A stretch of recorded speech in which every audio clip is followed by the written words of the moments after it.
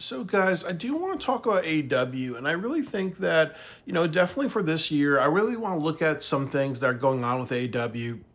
I talk about ways that they should be improving this and show this company. And one of the big issues has been really their Australia shows. Like, I think one thing that I'm not liked about their Australia shows is that they've not been doing a bunch of promotion. Like, I think a lot of people are really confused about what these shows are supposed to be. Are they supposed to be house shows? Like, yeah, AEW's coming to Australia, just like with Grand Slam, Mexico, where it's almost like, it's like when people went to that, they know it's a television special. They knew that it wasn't a pay per view, but with like AEW coming to Australia, Adelaide, and Brisbane, a lot of people don't know if it's going to be a pay per view, if it's a special show, or if it's dark matches. What is it going to be? And I think one of the big problems is that last year they had every intention on making it a pay per view. There's no way you're going to rent out a 50,000 seat arena and have it be a Dynamite episode or a Collision episode. Nobody would do anything like that. WWE would not even do that for like a television show, for like an episode of Dynamite, for an episode of Raw or whatever, unless it's like the Attitude Era or the Hogan era where it was, making so much money really. But yeah, and then honestly they changed it to a Collision episode because obviously they were not gonna it would be very embarrassing that they couldn't fill an arena that arena that's less than 20% full. And obviously, they don't want to bring out all the stars and everybody really, just because it's like, why would you that's just bad luck. You're doing like this big pay-per-view, this big like showing of everybody, but you're only like less than 20% full really. It just makes no sense. So that's kind of why they did like a Collision episode.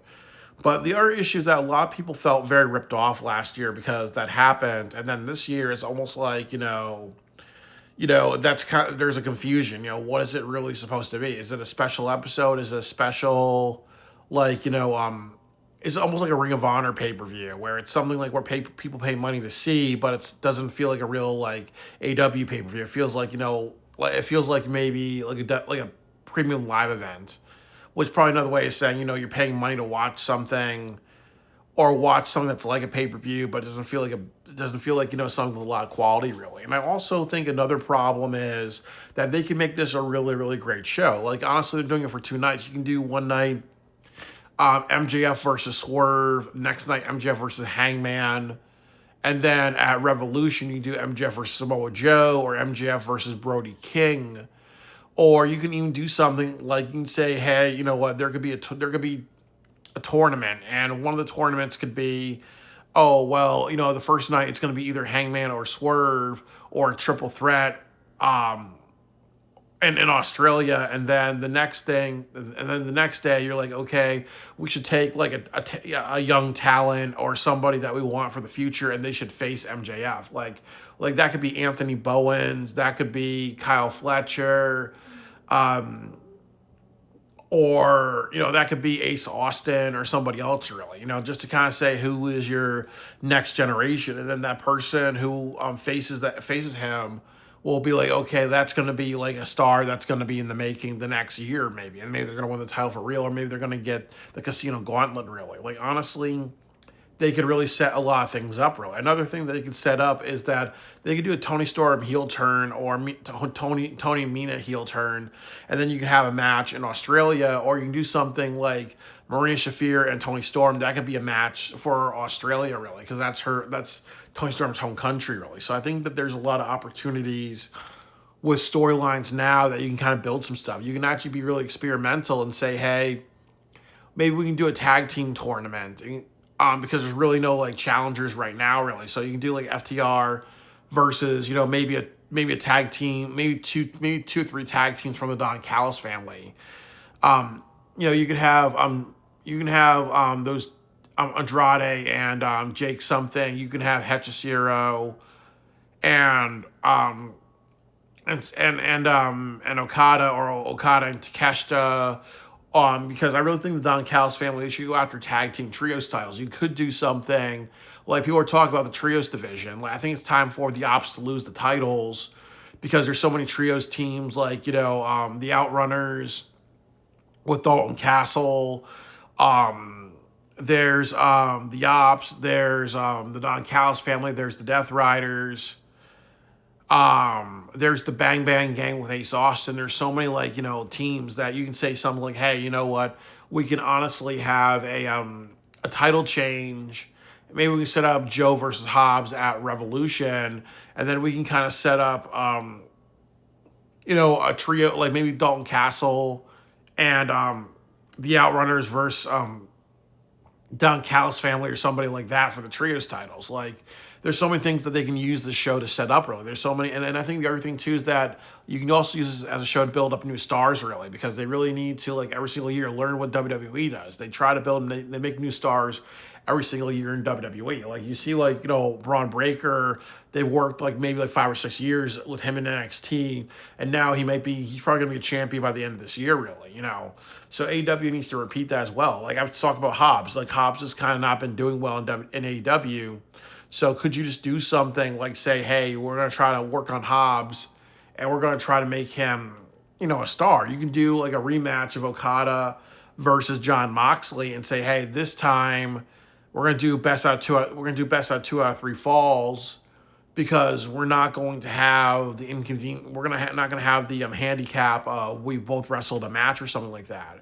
There's so many good things that they can do, really. There's so many things that they can say, hey, you know what, we need to really just give Australia a really great showing. And then the other problem is that there's a bunch of people like me that, wanted to go to Australia. Unfortunately, I don't have the money to do that. But honestly, why would I go halfway around the world to kind of see a show that I know is not going to be, that's going to be like an afterthought? Or they may say, hey, we're going to make this a special episode of Collision. They should always be trying to expand in different markets. There's been a story that AEW is now going to be shown in South Korea. So what would happen if they said, okay, 1 year Forbidden Door, we're going to have it in Korea? I've never seen a South Korea WWE show. I know they had a show in Japan, really, but I've never seen a South Korea WWE show. Try to expand to other markets. Give your best everywhere you go. Definitely for AEW Mexico City, they did a hell of a job with the ROH show. I was mad with the ROH show because they didn't fucking promote it that well, but did a great job with the ROH show. Bandito and Mascara Dorada, they both became my favorite wrestlers of the modern day, really, because of the shit they pulled there. And then also on top of that, you had a really great AEW episode, because you saw MJF come out with the American flag. He's gone down to Mexico City and he's had great showings with Mystico. Definitely, you have to give your best everywhere you're going, and obviously too, there will be some people from Australia, because it's part of the British colonies, that would go to Wembley Stadium. And it's also a good way of saying, hey, we want to start the year with really great pay-per-views. We want to start the year with showing that we do great stuff, really, and have great storytelling and leading to big moments, really. And I think that with AEW, like I've kind of said, I really don't think they understand storytelling just really across the board, really. They really don't understand building characters and building to that big moment, really. I think, as I said, Lashley and Powerhouse Hobbs and Samoa Joe, Will Ospreay versus MJF, or Okada versus Takeshita, maybe 2 out of 3 falls match, or a 1 hour Iron Man match, or even Brody King versus MJF, or Bandito versus MJF in Mexico City. These are all kind of big matches that you can create this year. Or Tekla versus Tony Storm in Australia, or Marina Shafir versus Willow Nightingale, because they've had feud, or Statlander versus Tekla. There's so many great things that they can do this year if they really just, said, hey, you know what, we're at a point where we can build these stories, or we're at a point where we have these pay-per-views and we can just, really pick up the pace, really, and say, hey, we got to make all this shit matter. And they really don't do it with AEW, really. There's a lot of just opportunities that they don't really take advantage of.